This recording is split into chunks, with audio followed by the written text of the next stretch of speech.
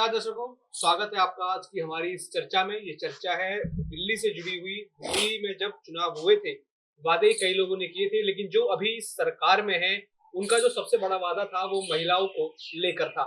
जैसी ही लुभावनी स्कीम अरविंद केजरीवाल ने महिला को दी थी, वैसे ही स्कीम बीजेपी ने निकाली थी, यानी 2500 रुपए वो हर महिलाओं को दिल्ली की देने वाले हैं। लेकिन इसके पीछे क्या क्या छुपा था, क्या क्या होगा, ये अब सामने आया है। आज एक बड़ी प्रेस कॉन्फ्रेंस हुई जिसमें खुद दिल्ली की मुख्यमंत्री रेखा गुप्ता ने बताया कि किस तरीके से स्कीम लागू होगी। इसकी बात की गई है कि अगले महीने से यहाँ पे सभी महिलाओं को 2500 रुपए मिलेंगे, यानी इससे पहले एक रजिस्ट्रेशन कराना होगा जिसमें कई सारे कागजात हैं। और कहा जा रहा है कि ये प्रोसेस काफी जटिल जो है बना दिया गया है। यानी ये वादा तो किया, लेकिन वादा ऐसा किया कि कोई ना तो इस वादे के पार पा पाएगा, ना ही जो ये फॉर्म भरने की पूरी विधि है, ना ही ये किसी को समझ आ रही है, ना ही ये कुछ जटिल है। यानी रजिस्ट्रेशन से लेकर अकाउंट में पैसा आने तक का प्रोसेस पूरा जटिल यहाँ पर बताया जा रहा है। और कहा जा रहा है कि मात्र एक घोषणा थी एक लालच देने के लिए, लेकिन ये पैसा अकाउंटों में आएगा कि नहीं आएगा, मात्र ये पैसा एक दिखावा होगा। तो अभी कई लोग ये भी कह रहे हैं कि बीजेपी सिर्फ अपने कार्यकर्ताओं में ही बांट देगी ये पैसा, बाकी जनता को नहीं मिलेगा। लेकिन इसके पीछे की सच्चाई क्या है, मात्र वोट लेने के लिए था या फिर इसके पीछे बीजेपी कुछ करने भी वाली है, वो पैसा मिलेगा कि नहीं, आज ये सब बात जानने आए हैं। इसके ऊपर पूरी एक्सपर्ट राय आज हम लेंगे। हमारे साथ हमारे सीनियर जर्नलिस्ट मिस्टर हर्ष मलिक जी हैं, उनसे जानेंगे कि आखिर ये जो पॉलिसी थी उनकी कि 2500 रुपए हर महिलाओं को देंगे और आज वुमेन्स डे भी है, ये आप किस तरीके से इसको देखते हैं कि तो महिलाओं के सम्मान की बात खुद प्रधानमंत्री करते हैं, उनकी पार्टी के लोग करते हैं, लेकिन वही ना जाने कितनी कितनी बातें बोलते हैं। और ये 2500 रुपए वाली बात, इसको कितना जटिल बनाया गया। पहले तो आज का जो वुमेन्स डे का मुद्दा है उसके ऊपर आप क्या सोचते हैं, कैसा होता है वुमेन्स डे, क्या होता है, और ये बाकी जो दिल्ली में जो ये 2500 रुपए वाला खेल हो रहा है उसके ऊपर। सबसे पहले सभी दर्शकों को, महिला दर्शकों को इंटरनेशनल वुमेन डेज की हार्दिक शुभकामनाएं। अब जैसे मोदी जी ने बोला था कि जी बड़ी महिलाएं खुश होंगी आपके पॉडकास्ट और सारी खबरें सुन के कि जो आपके अकाउंट में 2500 रुपये आने वाले थे, तो आए या नहीं आए वो तो आप लोगों को अच्छे से पता होगा।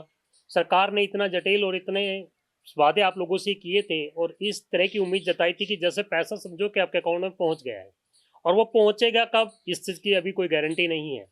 मोदी जी ने सही कहा था कि आपको 2500 रुपये दिए जाएंगे, पर वो कब दिए जाएंगे 8 तारीख आज हो चुकी है। वो सिर्फ एक वादा था, आप लोगों को लुभावने वादे। मैंने अपने पिछले भी आपने देखा होगा वीडियो में मैंने बोला था कि सरकार अपनी सरकार बनाने के लिए, सत्ता पाने के लिए कुछ भी और किसी भी हद तक गुजर जाती है। आपने देखा होगा पिछले दिनों इतने सारे वादे किए गए थे, उनमें से अभी एक भी वादा न तो पूरा हुआ है और न पूरा होने की संभावना है। इसलिए कह सकता हूँ कि प्रधानमंत्री मोदी ने कहा था 8 मार्च को सभी बहनों के अकाउंटों में पैसा आ जाएंगे। आज 8 मार्च है। आज उन्होंने सिर्फ दूसरी कैबिनेट में ये कहा है कि आएंगे, पर वो कब आएंगे, पहले तो डेट थी वो डेट जा चुकी है, अब वो कब आएंगे इस चीज की संभावना आप छोड़ दो, क्योंकि ये सरकार जो है जुमलेबाज की सरकार है, जुमलों की सरकार है। यहाँ पर वादे होंगे या नहीं होंगे, पर आप लोगों तक वो जुमले पहुंचा दिए जाते हैं और उन जुमलों से अपनी सरकार बना ली जाती है। मैं ये जानता हूँ। तो जो प्रोसेस की बात कर रहे हैं कि कई तरह के सर्टिफिकेट लगेंगे, कई तरह के प्रमाण पत्र होंगे, 10 तरह के दस्तावेज होंगे, या 10 तरह के दस्तावेज हैं दिल्ली में लोगों के पास, मकान के भी, बिजली के बिल के भी, आधार कार्ड, न जाने क्या क्या कार्ड। अरे सर, इतना ही सब कुछ होता तो जो वोट देने वाले उसी टाइम उनको बोलते दस्तावेज वहां चेक करने चाहिए थे। जब आप वोटर कार्ड बनाते हो दस्तावेज उस टाइम चेक करते, या जिस टाइम आदमी वोट डालने जा रहा है तो उस टाइम बोलते कि 10 दस्तावेज जिनके ब्याह पे हम पैसा देंगे वो दिखाओ पहले। वोट लेोगे उस टाइम तो कोई दस्तावेज नहीं है, कार्ड से आपका वोट दिला दिया जाता है। और जिस टाइम पैसा देने की स्कीम देने की बात आती है तो उस टाइम बोल देते हैं कि नहीं जी आपके पास सर्टिफिकेट ये चाहिए, दस्तावेज चाहिए। अरे भाई साहब, यहाँ पर नौकरी पेशे वाले लोग बसते हैं, यहाँ पर महिला वो है जो बाहर से आके बसे हुए हैं, उनके पास कहाँ के दस्तावेज। अगर वो यूपी से, हरियाणा से, पंजाब, राजस्थान कहीं के होंगे तो आप उनको टाल कर दोगे, उनको मना कर दोगे, नहीं जी आप यहाँ दिल्ली के हो ही नहीं, क्योंकि आपके पास वो दस्तावेज पूरे नहीं है। तो खैर इस बात में मुझे ये पता चलता है कि सिर्फ वादे थे, वादों की तरह निभाए जाएंगे। कुछ लोग होंगे जो इनके कार्यकर्ता हैं, जो ये लोग बोल देंगे कि हाँ जी हमारे अकाउंट्स में पैसे आ गए, जैसे कि सभी हमारे अकाउंट्स में पहले 15-15 लाख रुपए, वो भी एक जुमला था। आपके अकाउंट में आए होंगे दौलत जी, मुझे नहीं पता, पर मेरे अकाउंट में आज तक नहीं आए। आपने एफडी करवा दी, खैर मेरे अकाउंट में भी नहीं आए वो। मैं इंतजार कर रहा हूँ कि कब 15 लाख रुपए आने वाले हैं। और अभी परिवार की महिलाएं भी बड़ी खुश हो रही थी कि आज 8 तारीख का पैसे आने वाले हैं, तो लोग खुश तो है। खैर मोदी जी की बड़ी अच्छी बात लगती है कि वो लोगों को खुश बहुत कर देते हैं, उनको खुशी बांटते हैं। चाहे कुछ मिले ना मिले, मिले ना मिले वो आगे की बात है, क्योंकि उन्होंने बात कही है। आज अगर वो स्टेटमेंट निकाल के देगा 8 तारीख, तो वो मोदी जी की गारंटी थी, गारंटी पूरी कब होगी पता नहीं। तो गारंटी फेल हुई ना, मतलब गारंटी फेल ही है? कौन सी गारंटी आज तक पूरी हुई है? किस गारंटी की बात कर रहे हो, बताओ, ये गारंटी पूरी करी हो? और अभी एक बात और क्या था कि जो दिल्ली में रोहिंग्या मुसलमान है या बांग्लादेश से जो लोग हैं उनको हटाएंगे, वो कार्रवाई तेज हो गई है। गृह मंत्री से मुलाकात होती है यहाँ पर सीएम की, फिर पुलिस को टास्क दिया जाता है कि अरे जाइए सर, ये घर में जाइए, टास्क, वेरिफिकेशन ये कीजिए। बताइए आप, एक बात मैं पूछता हूँ कि पुलिस से कुछ चीज छिपी है? आज सिर्फ आप वेरिफिकेशन के नाम पर लिपापोती कर रहे हैं। आप उन लोगों से 50, 100, 200, 500, 1000 लोगों को वेरिफिकेशन करेंगे, 5 लोगों को बोलेंगे आपके पास वेरिफिकेशन नहीं, आप जाइए, आप दोबारा डॉक्यूमेंट तैयार करवा के रहने लग जाए। कितने लोग वापिस हुए हैं? कुछ दिन पहले गृह मंत्री जी ने बिल्कुल बोला था कि जो लोग बाहर से आके रह रहे हैं शरणार्थी, हम उनको शरणार्थी यहाँ पर जगह देंगे, और आज वो स्टेटमेंट बदल देते हैं। तो ये कौन सा तरीका है? यानी कि मतलब सत्ता में बने रहने के लिए कुछ भी करेंगे। नहीं, ये तो सीधा वो हुआ ना कि कहा कि जो भी हिंदू हैं जहाँ पे बांग्लादेश से हो, अन्य पाकिस्तान से हो, उनको रख रहे हैं, लेकिन जो यहाँ के मतलब जो रोहिंग्या मुसलमान हैं उनकी वेरिफिकेशन यहाँ पे चल रही है। सर मैं एक ही बात जानता हूँ, अगर आपके पास इतना प्रजातंत्र है, सब कुछ आपके पास है, सारी एजेंसीज आपके पास है, तो जांच करवाने में टाइम नहीं लगना चाहिए था। और फिर आज रोजगार का सबसे बड़ा मुद्दा है, जिससे कि सरकार मेरी ख्याल कहीं ना कहीं आप लोगों से, हम लोगों से लुका छपी कर रही है। आप सरकार को इस चीज के जो मुद्दे लेकर आई थी सरकार, सेंटर जो बनाई है सरकार, उन्होंने मुद्दों के साथ आई थी, हमारे मुद्दों के साथ उन्होंने सरकार बनाई थी, तो आज वो मुद्दों से भटका रही है। पैसे की बात आती है, खजाना खाली है, अरविंद जी ने ये कर दिया, वो ये करके, अरे भाई साहब, पिछली सरकार का जो काम था वो तो चला गया, अब उनके ऊपर क्यों बंडा फोड़ रहे हो? आप सत्ता में आए हो, आप लोगों के वादों उम्मीद पूरी करने आए हो, आप अपना काम करो। आज भी मैं देख रहा हूँ, पिछले 20 दिन की सरकार हो गई है, 20 दिन से ऊपर की सरकार है, तो आज भी क्या चल रहा है? आज यही चल रहा है कि सिर्फ एक दूसरे के ऊपर लिपापोती कर रहे हैं कि वो ये करके चले गए, यहाँ पर ये नहीं था। अरे वो तो कुछ भी करके नहीं गए, आप उनको छोड़ो। अगर वो इतने लायक, खाली कर गए, अरे सर इतने लायक होते तो आप अब सत्ता में आया भर दो, आप भर दो ना खजाना, कोई बात नहीं, वो खाली करके चले गए। आपने मोहल्ला क्लिनिक बंद करने की बात कर ली, आरोग्य मंदिर बनाएंगे, नहीं, कल बिल्कुल ये कह दिया कि बंद कर देंगे हम, उनके ऊपर घोटाला हुआ है, वहां पर ये नहीं था। अरे निकम्मी सरकार थी इसलिए तो बदल दिया ना, अब तो आप सही सरकार आए हो, आप सही काम करो, पब्लिक के हित के काम करो, आप क्यों नहीं कर रहे हो? मैं तो ये कह रहा हूँ। तो फिर जैसे रोहिंग्या मुसलमानों का अब मुद्दा बढ़ रहा है, ये तो पहले भी बस रहे होंगे, 10 साल पहले भी, अरे 10 सर साल से, 30 और 10 साल सरकार रही यहाँ पर बीजेपी सेंट्रल में, तो ये पुलिस भी सेंट्रल के पास थी, तो रोक तक एक बात बताइए, मैं आपसे पूछ रहा हूँ कि जो ये लोग आते हैं बॉर्डर पार करके, तो वहाँ एजेंसी किसकी है? ये जो अगर बॉर्डर के ऊपर जो एक्टिविटी होती है वो सेंट्रल सरकार में, सरकार के अंडर आती है। सेंट्रल सरकार ये देखती है, जो होम मिनिस्ट्री है उसके अंडर आते हैं हमारे बॉर्डर, तो वहां से घुसे भी तो यही होंगे, तो वहां क्यों नहीं पकड़ा गया इन लोगों को? और ये तो है नहीं कि हमारे जितने बॉर्डर लगते हैं, 3 से 4 जो बॉर्डर है, वहां से घुसते हुए बांग्लादेश से जाते हैं ये, एंड आपके बांग्लादेश जाते हैं, वहां से घूमते हुए दिल्ली तक पहुंच जाते हैं। तो इतना बड़ा चक्कर है, तो क्यों नहीं पकड़े गए आज तक? और फिर उनको यहाँ बसाने वाले कौन है? जो सरकार है। डीडीए की जमीन पर है, कोई एमसीडी की जमीन सर पर कोई, है, आप किसी की चीज पे कब्जा कर लेंगे क्या? आप एक बताइए, बगैर सरकारी किसी जमीन पर। सरकारी जमीन पे बैठे हुए, बगैर किसी के पनाह के, बगैर किसी की छत्र छाया के आप बैठ जाओगे कहीं? कल आप तो जाके संसद में जंग कर दोगे जी, हम बैठ जाएंगे यहाँ पे। जो पनाह दे रहे हैं वोट उनको दे रहे हैं। सर यही बात है कि वोट की अब वोट राजनीति है। नहीं मिले तो हटाओ। सर सीधी सी बात है, अगर अपन वोट नहीं दिए तो बाहर जाओ, सरकार बन चुकी है, 5 साल के लिए सरकार स्थित होगी, उसके बाद देखेंगे क्या करना है। आपने वोट ले लिए, अब आपके वोट थे, अब चले जाओ यहाँ से। ऐसे तो गारंटी है स्थिर सरकार रहेगी। सर वो तो देखेंगे, 18 दिन 20 दिन की सरकार में तो पता चल रहा है कि वादे कितनी देर पूरे होंगे। अभी तो ये गारंटी नहीं है कि वादे पूरे भी कर पाएंगे। कह रहे हैं कि यमुना का तो काम हमने शुरू कर दिया, अरे वहाँ पे आप देखो भीड़ लगी पड़ी है, लोग देखने आ रहे हैं, लोग कह रहे हैं कि वाह मोदी जी वाह, ये मशीनें लगा दी, इतनी मशीनें खड़ी। सर ये मशीनें 5 दिन में पैदा होगी क्या? सुनिए, मशीनें खड़ी कर दी, फिर कहते हैं कि हम काम करें कैसे, क्योंकि सारा बजट सारा पैसा तो वो खा गए, कर्जे में डुबा गए। अब बिल्कुल सही बात है, तो आपके पास तो कोई बजट ही नहीं है, अब आप काम क्या करोगे? आराम से घर में बैठो, लोगों को क्या बेवकूफ, जो बनाना था सरकार बन चुकी है, आराम से घर बैठ जाओ। अगली बार 5 साल 1 साल के बाद जब आओगे तो बोल देना जी अब करेंगे कुछ ना कुछ।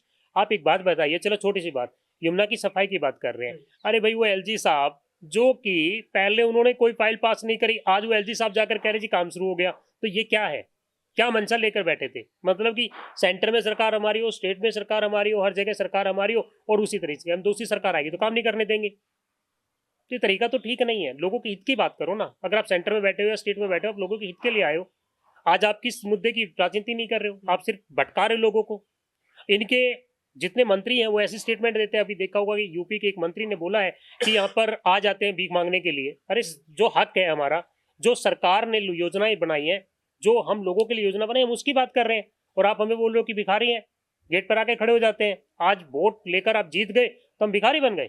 उससे पहले सब कुछ हम थे वो महाराष्ट्र से पहले हमारे वो थे सर। उससे पहले तो उनके पैर बाद भी तो छू रहे जनता थे की नौकर और घरों में जा जाके खाना खा रहे थे, नीचे बैठ के खाना खा रहे थे। आज मिलने के लिए जाओ तो साहब है नहीं, क्यों? ये कौन सी राजनीति है? जब आपको वोट चाहिए तो हमारे घरों में आके बैठेंगे, लोगों के घर में जाएंगे, जी आज वहां खाना किया, आज वहां नीचे बैठ के खाना खा रहे हैं, झुग्गियों में फोटो खिंचवा रहे हैं। जहां उनकी फोटो देखो तो बिल्कुल साफ सुथरी जगह होती है। आज जीत गए, कौन सी झुग्गी में कौन सा नेता गया बताओ ना एक भी फोटो। इससे पहले जितने मिनिस्टर बने हैं, जो भी बने, आज वो झुग्गियां कहाँ गई? मैंने तो नहीं देखा। आपने देखा होगा दिल्ली में लगातार धरना कैसे झुग्गियां टूट रही हैं। सब टूटेंगे, सरकार बनी है वहीं खाना बैठ के खाया था वहीं। तो सर वोट लेना था, वोट बन गई, मतलब सरकार हम देख बन रहे गई। हैं क्या दिल्ली में भी योगी मॉडल चल रहा है कि रोहिंग्याओं पर कार्रवाई हो रही है, एक विशेष समुदाय को घेरा जा रहा है, झुग्गियां तोड़ी जा रही हैं, कई मस्जिद बन रही है, तो लोग भी अपोज कर रहे हैं, सरकार भी आके उनको धमका रही है, नेता धमका रहे हैं। सर एक बात बताइए, एक धर्मनिरपेक्ष देश में रहते हैं जहाँ पर सभी लोग रहते हैं, सारे लोग जाति धर्म के लोग रहते हैं, 36 बिरादियां यहाँ बसती हैं। आखिर आज तक हम लोगों ने कभी ये नहीं सुना था कि ये कौन सी जाति का है, कौन से धर्म का है। हम मिलके रहते थे क्योंकि हिंदुस्तान के नाम से जाना जाता है। ये हिंदुओं का देश है, इसमें मुस्लिम भी रहते हैं, जैन भी, बौद्धिक भी, जितने भी लोग हैं, हर धर्म के लोग बड़े प्यार से रहते हैं। पिछले 10 साल से अगर आपने देखा होगा तो यहाँ पर एक कास्टिज्म भी पैदा हो गई है और एक धर्म को भी बढ़ावा दिया जा रहा है। आप ये देखना कि आने वाले समय में ये चीज बहुत भयानक होगी। आज हम अपने बच्चों को पहले इतिहास पढ़ाते थे कि इतिहास में ये होता था, इतिहास, हम भी इतिहास पढ़कर आए हैं। आज उस इतिहास को खत्म किया जा रहा है। क्या है देश की मंशा, क्या है आखिर सरकार की? अभी तो होली है, रमजान है, उस पर भी काफी विवाद है अभी। और संभल के जो सीयू हैं, उन्होंने एक ऐसी इतनी भद्दी टिप्पणी की है। अरे त्योहार है, सब लोग त्योहार आराम से मनाओ। कह सकते थे भी आप लोगों का त्योहार जिसको मनाना है मनाइए, कोई बात नहीं, आप आराम से खेल सकते हैं। बट आपने भी देखा होगा, आपके भी कुछ लोग होंगे या आपके एरिया में कुछ मोमडन्स लोग रहते होंगे, सभी धर्म के लोग, आप उनके साथ अपना फेस्टिवल शेयर करते हो, फेस्टिवल मनाते हो, मिलके बनाते हैं। ये कब से आ गया कि हिंदू और मोमडन नहीं बना सकते? मोमडन भी बड़ी खुशी खुशी वो त्योहार मनाते हैं। और ये भावना कैसे हुई कि अगर दोनों साथ में अगर अपना त्योहार मनाने निकलेंगे तो रंजिश हो सर जाएगी, एक बात लड़ाई हो बताइए, जाएगी। बगैर पनाह के इतने बड़े ओहदे पे बैठे हुए, इतने बड़े ओहदे पे बैठे हुए, कोई मतलब संवैधानिक पद पर बैठे हैं, वो सीयू हैं, और वो एक ऐसी स्टेटमेंट देते हैं, कैसे दे सकते हैं?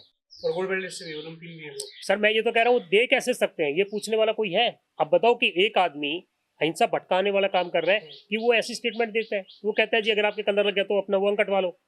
ये क्या और यही स्टेटमेंट एक बीजेपी सांसद हैं अलीगढ़ से, हाँ। सतीश गौतम, उन्होंने कहा कि एएमयू में सब होली मनाएंगे, जो हिंदू छात्रों को रोकेगा उसको ऊपर पहुंचा देंगे। इसका क्या मतलब? सर देखिए, आज राजनीति सिर्फ हिंदू मुसलमान पर हो रही है।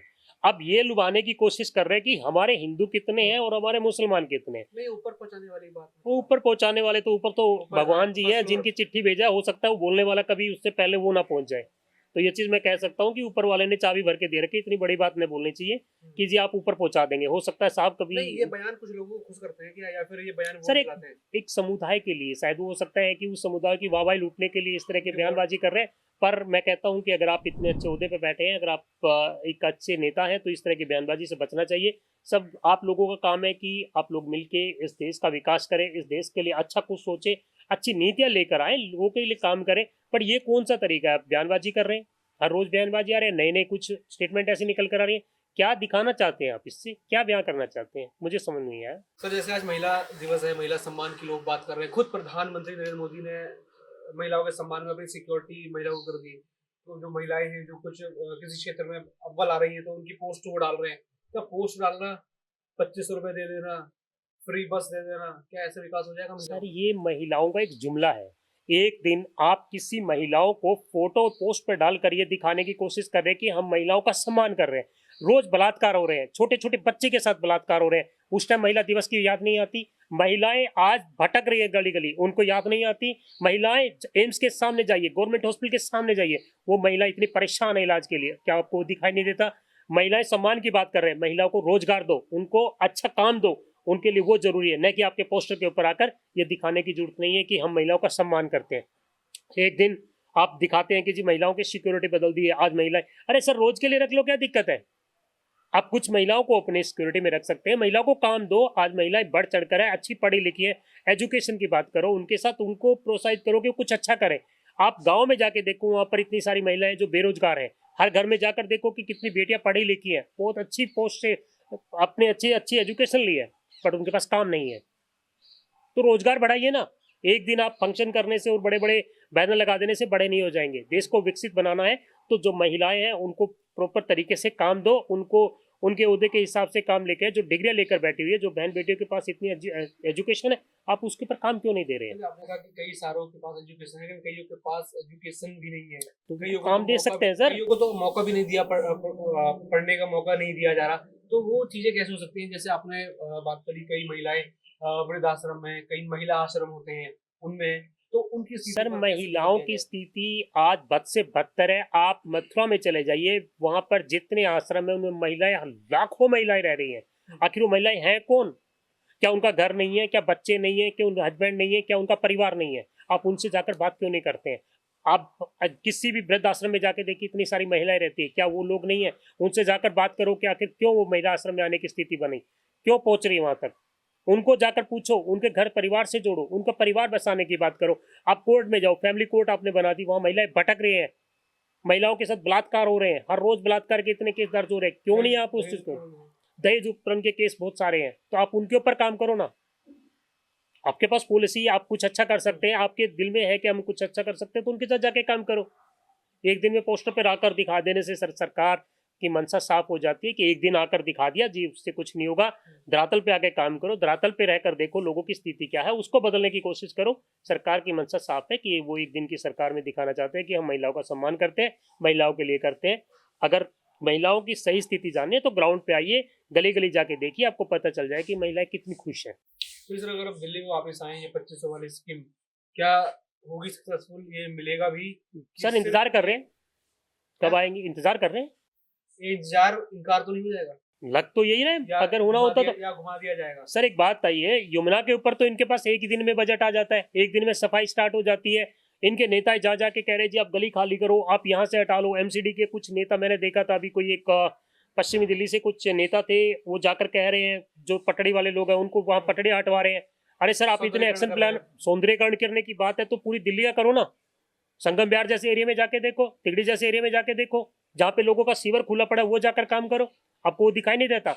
जो लोग सुबह शाम अपनी दिन भर की मेहनत कर कर पटड़ी लगा रहे हैं उनको उठा रहे हो आप, ये दिखाने की कोशिश कर रहे हो कि हम लोग काम कर रहे हैं। अरे सर काम कर रहे हो, गलियों को जाकर पक्का कराइए, उस सीवर के ढक्कन बंद करवा दीजिए, वो काम जरूरी है। तो भाई ये 2500 देने के चक्कर में जनता पर तो वजन नहीं पड़ेगा? सर ये भटका रहे हैं, ये किसी की जेब भरने के लिए किसी दूसरे की जेब खाली करनी? सर सरकार वादे करती है और वादे पूरे होते नहीं है। सरकार अपनी सत्ता में आने के लिए किसी हद तक निकल जाती है, किसी हद तक कुछ भी कर देती है।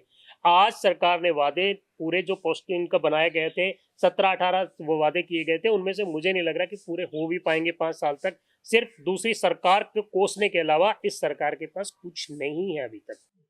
चलिए, तो देखते हैं, जो वादा किया गया था हमारी महिला सीएम द्वारा महिलाओं के लिए, ये वादा तो हालांकि बीजेपी द्वारा किया गया था, लेकिन इसमें बड़ी भूमिका अब खुद वो मुख्यमंत्री निभा रही है। खुद उन्होंने कहा है कि ये स्कीम अब चालू होगी, रजिस्ट्रेशन होगा, ना जाने तो सर पहले सत्ता में आने से पहले क्यों बोला था? उस टाइम पता नहीं था? देश के प्रधानमंत्री ने बोल दिया था कि एक स्टेज पे खड़े होके कि 8 तारीख को आ जाएंगे। अगर इस देश के प्रधानमंत्री बोल रहे हैं कि 8 तो तारीख, अरविंद केजरीवाल उन्होंने तो कराया था सर वो, उनको स्कीम सर वो तो टकराव की राजनीति होगी ना। वो तो ये कह, उन्होंने ये किया तो मैं भी ये करूंगा। सर ये कौन सा बात है? उन्होंने तो कार्ड भी बांट दिए थे, लेकिन सर वो कह रहे हैं कि अगर वो करके गए तो हम भी नहीं करेंगे, यानी कि वो गड्ढा खोद के गए तो 5 साल में गड्ढा भरेंगे, अगले 5 साल बाद ये बोलेंगे अब हम कुछ काम करेंगे। तो मतलब आपकी मंशा साफ हो रही है कि 5 साल में सिर्फ उनके किए गए कामों के ऊपर आप चर्चा करेंगे, लोगों को भ्रमित करेंगे, सिर्फ ये दिखाएंगे कि उन्होंने ये कर दिया जी, उन्होंने ये कर दिया, उन्होंने तो इस देश का बेड़ा गर्क कर दिया। अगले 5 साल के बाद फिर एक बार चार्ज दो, फिर हम आकर काम करेंगे और इसी तरह सरकार चलती रहेगी। वो देखा था ना जब पहली बार सेंटर में सरकार बनी थी बीजेपी सरकार, तो मोदी जी क्या बोल के आए थे?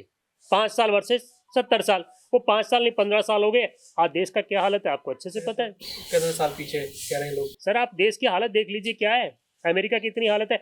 अभी नेपाल में कुछ लोग भेजे हैं, अमेरिका में जो लोग हमारे यहाँ पर आ रहे हैं वो लोग नेपाल में भी हैं, जहाँ पर अभी 35 लोग आए, पर उनके हाथों में हथकड़ी नहीं थी, बेड़ियां नहीं थी पैरों में, और हिंदुस्तान में भी भेजे गए हैं, तो उसमें भी ये हाल था। क्यों? पॉलिसी में दिक्कत है, कुछ ना कुछ तो है। चाइना से बिगड़ी हुई है। चलो पाकिस्तान को तो इतना कोई बड़ा मैटर है नहीं, उनसे बिगाड़ना बनाना वो तो इतने कंपटीशन में नहीं है। बांग्लादेश से बिगड़ी, श्रीलंका जो काफी सपोर्टिव था उससे, नेपाल जो हमारे नीचे तले दबे रहता था, यानी कि हम मदद देते थे, आज वो हमें आके दिखा रहा है। सर नेपाल लगा लीजिए, मैं कहता हूँ कि कोई छोटी से छोटी कंट्री, नेपाल का अस्तित्व कितना बड़ा है आप ये बताइए। हिंदुस्तान कितनी बड़ी कंट्री है और नेपाल आज हमारी बात तक नहीं सुन रहा, ऐसा क्यों? आके दिखा रहे हैं, आंखें दिखा रहे हैं। चाइना की बात कर रहे हो, घुसते आ रहे हैं, कितने सारे आरोप लग रहे हैं, आप उनको स्पष्टीकरण क्यों नहीं दे रहे हैं? चाइना हमारी जगह पर अगर कब्जा किया है नहीं किया वो तो आप जानते हैं, पर उसका स्पष्टीकरण क्यों नहीं दे रहे हैं आप? विपक्ष में जब ये मुद्दा उठता है तो वहां पर क्या होता है, उस मुद्दे को दबा दिया जाता है छोटी सी बात की। आज बात किसकी हो रही है? औरंगजेब की बात हो रही है, नाम बदलने की राजनीति कर रहे हैं। इससे हासिल क्या होगा? अगर आप किसी चीज का नाम बदल दोगे क्या उसका इतिहास बदल जाएगा? नाम बदलने से अगर इतिहास बदलता तो सर भेड़िए की खाल को अगर शेर की खाल से बदल दोगे तो वो शेर नहीं बन जाए, वो भेड़िया ही रहेगा, क्योंकि खाल ही भेड़िए की है। तो फिर देखते हैं कि ये दिल्ली की जो सरकार की महिला सम्मान योजना है वो कितना सम्मान महिलाओं को दे पाएगी, कब ये योजना शुरू होगी, कैसे कैसे इसमें आगे चीजें होंगी, लगातार आपको अपडेट करते रहेंगे। आपका क्या विचार है इसके ऊपर कमेंट करके जरूर बताएं।